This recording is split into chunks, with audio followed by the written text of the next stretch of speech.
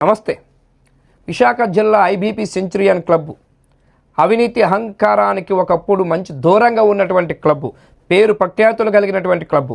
కానీ ఈరోజు ఇదే క్లబ్లో అవినీతి, అహంకారం, దుర్మార్గం, దోపిడీ నిలయ వలయంగా మార్చేశారని పూర్వ సభ్యులు కాకర్లపూడి శివాజీ ఆరోపణలు చేశారు. ఇదే విషయం పైన ఇప్పటికే విశాఖ జిల్లా కమిషనర్కి కూడా ఫిర్యాదు చేసినట్టు తెలుస్తూ ఉన్నది. మీడియాతో కూడా మాట్లాడుతున్నారు. మీడియాతో మాట్లాడుతూ భయంకరమైన నిజాలు బయట పెట్టారు. కాకర్లపూడి శివాజీ మాట్లాడుతున్న దృశ్యాలు ఒక పక్క మనం చూడొచ్చు, మరో పక్క అవినీతి అహంకారంతో పాటు అవకతవకలు జరిగాయని సెంచురియన్ క్లబ్ ఈరోజు అవినీతికి అడ్డాగా మార్చేశారని ఆరోపణలు చేస్తూ ఉన్నారు. ఇప్పటికే ఎన్ఫోర్స్మెంట్ డైరెక్టర్ కూడా కంప్లైంట్ చేసినట్టు కూడా చెప్తూ ఉన్నారు. అట్లాగే ఏదైతే ఫిర్యాదు చేసినట్టు కూడా చెప్తూ ఉన్నారు. ఇప్పటికే ఏదైతే ఇవన్నీ కూడా బయట పెట్టినందుకు, ఇవన్నీ కూడా బాహ్య ప్రపంచానికి తెలిసేలా చేసినందుకు, ఇప్పటికే విశాఖ జిల్లా సిపికి ఫిర్యాదు చేసినందుకు, ఎన్ఫోర్స్మెంట్ డైరెక్టర్ కూడా ఫిర్యాదు చేసినందుకు నన్ను చంపేస్తానని బెదిరింపులకు కూడా పాల్పడుతూ ఉన్నారు. నాకు ప్రాణహాని ఉందని కూడా కాకర్లపూడి శివాజీ మీడియాతో మాట్లాడుతున్నారు. అవేంటో వివరాలు చూద్దాం. క్యాష్ పెట్టి బ్యాంకర్కి క్యాష్ కట్టకపోతే పనిష్మెంట్ ఇస్తాం అని రాసుకొని ఈ బైలా ఎక్కడ రిజిస్టర్ అయిన అవసరం. ఎందుకు రిజిస్ట్రేషన్ చేయలేదు బైలా? 1985 నుంచి రిజిస్ట్రేషన్ ఎందుకు అవ్వలేదు, రెన్యూవల్ ఎందుకు అవ్వలేదు? ఈ బైలా రాయడం వల్ల. అంటే ఈ బైలా తప్పు. బైలా రెన్యూవల్ అవ్వలేదు కదా. అసలు క్లబ్ నడవచ్చా? బైలా లేదు, రిజిస్ట్రేషన్ లేదు, క్లబ్ నడవచ్చా? అవదు కదా. అమెండ్మెంట్ లేదు. 85 నుంచి there is no amendment.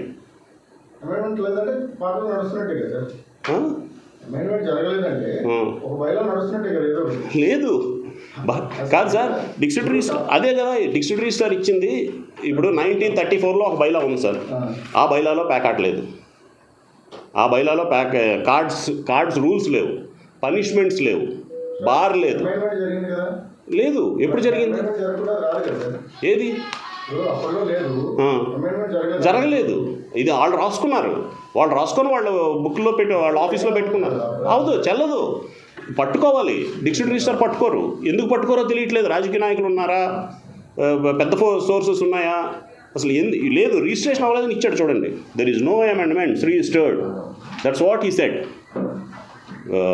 District registrar said there is no amendments. అంటే బైలా 85 నుంచి అమెండ్మెంట్స్ లేవు. 85 నుంచి నాట్ ఈవెన్ సింగిల్ అమెండ్మెంట్. 85 తర్వాత జాయిన్ అయిన మెంబర్ కాదు. దీని ప్రకారం ఎవ్రీ మెంబర్ జాయిన్ అయినప్పుడు అమెండ్మెంట్స్లో నోట్ చేయాలి. ఎవ్రీ ఇయర్ అమెండ్ చేయించాలి. అమెండ్ అవ్వకపోతే ఆ మెంబర్ కాదు. అసలు ఆఫ్టర్ 85 మెంబర్ కాదు. రేటు పెరిగింది, తగ్గింది, అవి ఎవరు చెప్తారు సార్? అసలు అమెండ్మెంట్స్ లేవు క్లబ్కి. అమెండ్మెంట్ లేని క్లబ్ నడవటానికి లేదు సార్. అమెండ్మెంట్ ఇప్పుడు పర్మిషన్ లేకుండా ఏ ఆర్గనైజేషన్ నడకూడదు. రూల్స్ లేకుండా ఏ ఆర్గనైజేషన్ ఉండకూడదు. రూల్స్ లేకుండా నడుస్తున్న ఆర్గనైజేషన్ ఇది. దీన్ని ఎవరు అడగరు.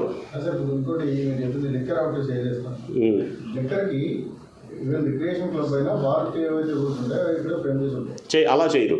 వినండి, సొసైటీ క్లబ్కి 6 to 7 lakhs మధ్యలో పెట్టి సొసైటీ రిజిస్ట్రేషన్ ప్రకారం తగ్గించిస్తారు బార్ పర్మిషన్. అది ఎప్పుడు ఇస్తారు? బైలా రిజిస్ట్రేషన్ అవ్వాలి, రెన్యువల్స్, ప్రాపర్ రెన్యువల్స్ ఉండాలి. ఈ ఇయర్ నేను ప్రెసిడెంట్, నెక్స్ట్ ఇయర్ మీరు ప్రెసిడెంట్ అయ్యారు. మీరు ప్రెసిడెంట్ అయ్యారు అన్నది పట్టుకెళ్ళి రిజిస్టర్ ఆఫీస్లో ఇవ్వాలి. ఇస్తే అది రెన్యువల్ చేయాలి ఎవ్రీ ఇయర్. రెన్యువల్ చేయకపోతే మీరు అసలు బ్యాంక్ అకౌంట్ ఆపరేట్ చేయడానికే పనికిరారు. ఇయర్ కాదు సార్, ఇది బార్ పాలసీలో కాదు. చేయాల్సిందే. వస్తుంది. రెన్యువల్ చేస్తున్నారు. బార్ లైసెన్స్ రెన్యువల్ 7 లక్షలు కట్టి రెన్యువల్ చేసేస్తారు. అమెండ్మెంట్స్ లేకుండా ఎలా రెన్యువల్ చేస్తున్నారు? సార్ అదే నేను అడగమంటున్నాను సార్. వాళ్ళు అసలు ఎక్సైజ్ డిపార్ట్మెంట్కి సబ్మిట్ చేసిన ఆధారాలు ఏంటి? ఎలా ఇచ్చారు? ఇవ్వకూడదు. ఇది లేకుండా ఇవ్వకూడదు అన్నది రూల్ ఉంది. మీకు రూల్ కావాలంటే ఇస్తా. అది డిస్ట్రిక్ట్ రిజిస్టర్ ఇచ్చిన రూల్. అంతే. బెల్ట్ షాప్ కూడా కాదు. బెల్ట్ షాప్ కంటే ఘోరం సార్. ఇది చూడండి సార్, ఇది ఆయనకి ఇవ్వండి సార్. రూల్స్ ఇవి రూల్స్ అండి. These are the rules. ఇవేవి డిస్ట్రిక్ట్ రిజిస్టర్ ఆఫీస్లో తీసుకున్న రూల్స్. 1934 యాక్ట్ రిజిస్టర్ అయితే ఏంటి ఉంటాయా, పనిచేస్తాయా, పనిచేయవు. క్లబ్ ఉండడానికి లేదు, లీగల్ శాంటిటీ లేదు. ఇవన్నీ వాళ్ళు ఇచ్చింది. లీగల్ శాంటిటీ లేదు. That's what in this rule said. ఇక చూడండి, లీగల్ శాంటిటీ లేదు. అసలు వాళ్ళు అకౌంట్ ఓపెన్ చేయడానికి లేదు. 2 అకౌంట్స్ ఓపెన్ చేశారు last year. They don't have right to open an account. చేస్తే అది ఇల్లీగల్. బ్యాంకర్ ఓపెన్ చేయకూడదు. 4 కోట్లు ఇస్తామంటారని ఓపెన్ చేసేస్తారు వాళ్ళు. వాళ్ళు అసలు ఏ ఆధారాలు తీసుకోకుండా బ్యాంకర్ అకౌంట్ ఎలా ఇస్తున్నాడు, ఎంత ఇన్ఫ్లుయెన్స్ చేస్తే ఇస్తున్నాడు. ఎవరున్నారు పెద్దోళ్ళు ఎవరున్నారు అనేది మనకు తెలియకపోవడం ప్రాబ్లం సార్. కాదు రైటే మీరు అడిగింది 100% కరెక్ట్ క్వశ్చన్.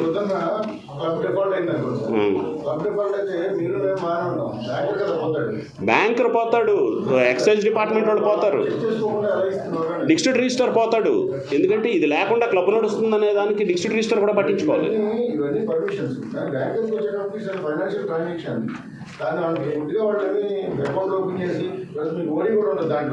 ఓడి ఉండదు సార్. వీళ్ళే డిపాజిట్లు ఉంటాయి, వీళ్ళే 5 కోట్ల జరుగుతున్నాయి. జరగకూడదు కాదు సార్. 6 సంవత్సరాలు ఇగో మీకు చూపిస్తాను చూడండి పనిగా. ఇప్పుడు ఇది రిజిస్ట్రేషను 6 years రిజిస్ట్రేషన్ లేదు క్లబ్కి. లేకుండా ఈ 6 years అకౌంట్స్ ఎవరు రన్ చేశారు? ఇది ఇప్పుడు ఇది క్లబ్ రిసీట్. ఇది మీరు ఇది ఎంక్వైరీ చేయండి. 5 లక్షల రూపాయలు క్యాష్ ఎలా తీసుకున్నారు? అసలు ఎక్కడైనా ఉందా? 5 lakhs మీరు క్యాష్ పట్టుకెళ్ళి కట్టపట్టుకెళ్ళి 4,75,000 రిసీట్, సింగిల్ రిసీట్ ఎవరైనా తీసుకుంటారా? 4,75,000 రూపాయలు పట్టుకెళ్ళి మీరు ఎక్కడైనా ఇస్తే మీ పాన్ నెంబరు ఆధారం లేకుండా తీసుకుంటారా? తీసుకొని బ్యాంకులో కడుతున్నారా? క్యాష్ తీసుకుంటున్నారా? ఎవరైనా ఏదైనా షాప్లో 6 లక్షలు 7 లక్షలు క్యాష్ ఇస్తున్నామా? ఇక్కడ ఇస్తాం క్లబ్లో. Financial irregularities. నెక్స్ట్ అసలు అమెండ్మెంట్స్ లేవు సార్. అమెండ్మెంట్స్ లేకపోతే ఇది బైలా, ఇది లా, ఇది అన్రిజిస్టర్డ్ బైలాస్కి లా. ఇది డిస్ట్రిక్ట్ రిజిస్టర్ ఆఫీస్లో ఇచ్చిన కాగితం. దీంతో పాటు అమెండ్మెంట్స్ లేవు అంటూ ఇది ఇచ్చింది. మేము డిస్ట్రిక్ట్ రిజిస్టర్ గారిని ఇదే అడిగాం, ఇది లేకుండా ఎలా రన్ అవుతుంది అడిగితే, డిస్ట్రిక్ట్ రిజిస్టర్ అది మీరెవరు అడగటానికి, మీరు అడిగిన దానికి ఇచ్చామా లేదా ఆర్టీఐ, మీరు ఇదే అడిగారు, ఇది ఇచ్చాం, మళ్ళీ ఇంకో ఆర్టీఐ వేయండి. దట్స్ వాట్ ఈ సెట్. అతను ఆన్సర్ ఇస్తారట. అతను వెళ్ళి పట్టుకునే పని అతనిది కాదట, ఆ డిపార్ట్మెంట్ వేరట. మాకు సంబంధం లేదు, మాకు రిజిస్ట్రేషన్ వచ్చి చేయించుకుంటేనే మేము చేస్తాం, చేయించకపోతే వాడికి వ్యాలిడిటీ లేదని నీకు అడిగా ఇచ్చాం అంతే. ఇంకా వ్యాలిడిటీ లేదు అని ఇచ్చారు. వాళ్ళకి వ్యాలిడిటీ లేదని వాళ్ళే ఇచ్చారు.